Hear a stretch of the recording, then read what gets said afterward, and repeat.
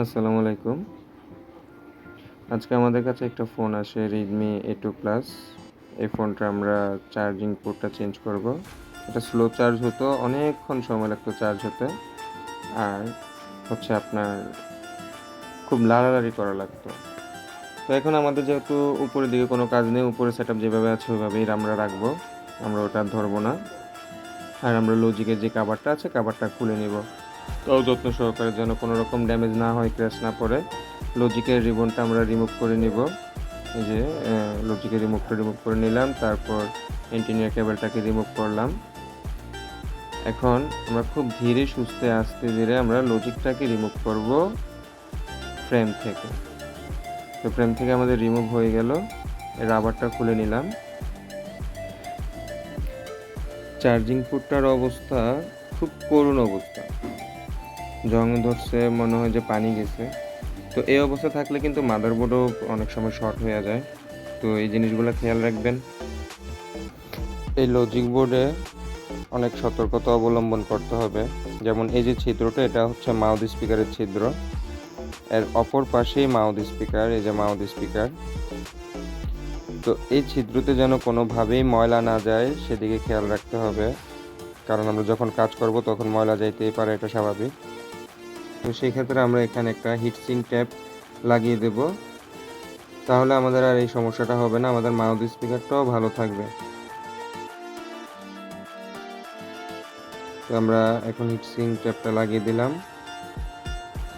আর অবশ্যই আমরা পিসিবি স্ট্যান্ডে যখন লজিকটা বসাবো সতর্ক থাকতে হবে যেন আমাদের কোনো রকম নেটওয়ার্কের যেই ছোট ছোট পিনগুলো আছে, যেগুলো যে নেটওয়ার্ক এন্টিনার সাথে লাগে, ওইগুলো যেন কোনোভাবেই ড্যামেজ না হয়। তারপর আমাদের আবার স্পিকার, লাউড স্পিকারের পিন আছে, এগুলো যেন ড্যামেজ না হয়, সেদিকে খেয়াল রাখতে হবে। আর খুব সতর্কতার সাথে কাজ করতে হবে। আমাদের পিসিবি স্ট্যান্ডে লাগানো শেষ হয়ে গেছে। এখন আমরা এটা মাইক্রোস্কোপে নিয়ে যাব, পোর্টটাকে চেঞ্জ করব। তো পাশেই থাকেন। চলে এলাম আমরা মাইক্রোস্কোপে। এখন আমাদের যে হটগান আছে, হটগানের এয়ার রাখবো 3 কি 4-এ। আর আমাদের হটগানের হিটটা রাখবো আমরা 250-এ। 250-এ রেখে অনেকটা উপর থেকে আস্তে আস্তে হিট করব। ঘুরাবো আর হিট করব আস্তে আস্তে। হিট হওয়ার পরে যখন একটু নরম হবে, এই যে কালো গ্লুটা, এটা হিট হওয়ার পরে আমরা এটাকে আস্তে করে রিমুভ করব। এটাকে রিমুভ না করলে হবে কি, আমাদের নিচে যেই রাংগুলো আছে প্রিন্টের উপরে, এই যে প্রত্যেকটা পয়েন্টে যে রাংগুলো আছে, রাংগুলো কিন্তু আমাদের গলবে না।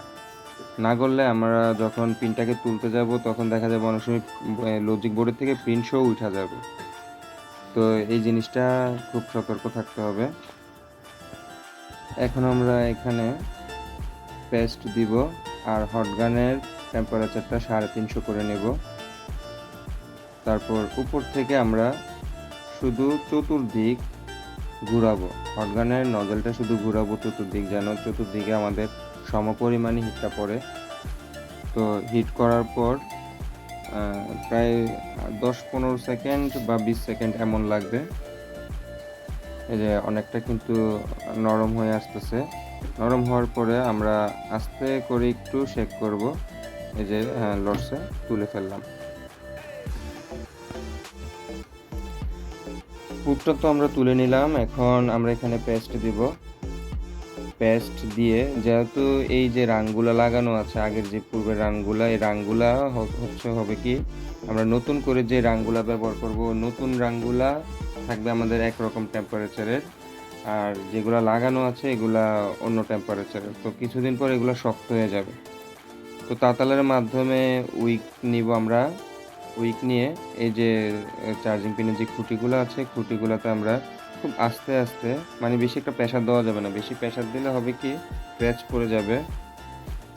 তো খুব আস্তে আস্তে আমরা আগের রাংগুলো তুলে নিব। রাংগুলো তুলে নেওয়ার পর এই যে প্রিন্টগুলোর উপর আমরা ধরবো।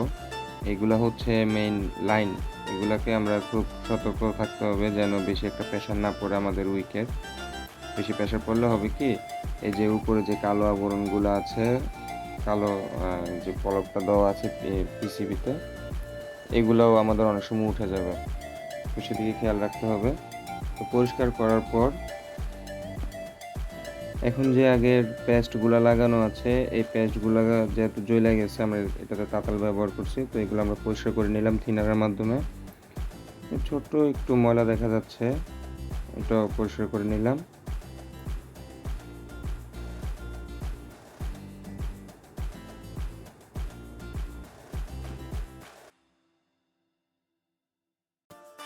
এখানে দিয়ে নিলাম আমরা রিবুলিং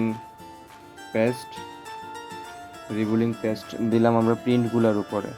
এটা হচ্ছে রিবুলিং পেস্টগুলো দিয়া রাংগুলো আমরা লাগাই নিলাম, যেন আমরা যে প্রিন্টটা বসাবো, প্রিন্টটা বসালে যেন আমাদের ইনস্ট্যান্ট লাগা যায়, বসা যায়।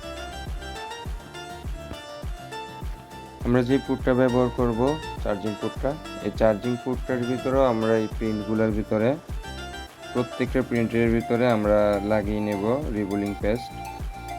রিবুলিং পেস্ট লাগিয়ে খুব সতর্কতার সাথে, যেন আমাদের যেই এই চার্জিং পোর্টে যে প্লাস্টিক আছে, প্লাস্টিক যেন আমাদের না গলে, খুব আলতোভাবে আস্তে আস্তে আমরা প্রত্যেকটা প্রিন্টের ভিতর, প্রত্যেকটা পয়েন্টের ভিতর আমরা রাংগুলা লাগিয়ে নেব।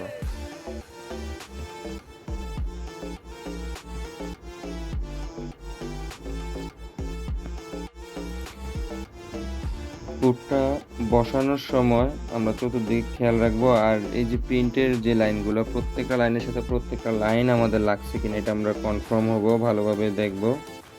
আর আবার হটগানের যে হিট আছে আমরা ওই হিটে রাখবো 350-তে। একটু উপর থেকে আস্তে আস্তে, দেখছেন না যে অল্পতেই গলে গেছে। এটাকে একদম সেন্টার করে লাগিয়ে চাপ দিয়ে ধরে রাখবো ঠান্ডা হওয়ার আগ পর্যন্ত। আমরা টুইকে দিয়ে ধরে রাখবো। এই তো, হ্যাঁ, হয়ে গেছে। আমরা এখন প্রত্যেকটা লেগের ভিতরে আমরা পেস্ট লাগিয়ে নেব।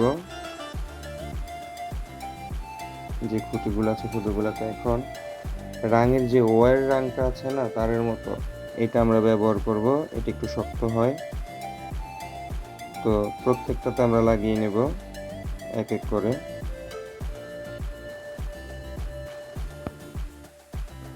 আমরা তো এখন চার্জিং পোর্টের চারোটা ল্যাগ লাগিয়ে ফেললাম। এখন আমরা এই যে চার্জিং পোর্টের যে কাভারের সাথে মেইন যে পুটটা আছে, এই মেইন পুটটাকে আবার ঝালাই করে দিব, যেন এটা কিছুদিন পরে আবার লড়ালড়ি না করে, সেন্টারটা যেন না লড়ে।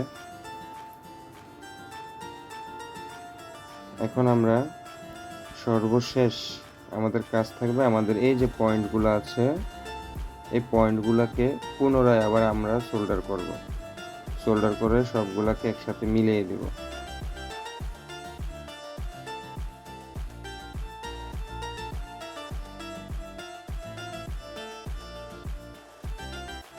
তো আমাদের লজিক বোর্ডে যত পেস্ট লাগানো আছে, এই সবগুলো পেস্ট আমরা থিনার দিয়ে পরিষ্কার করে নেব।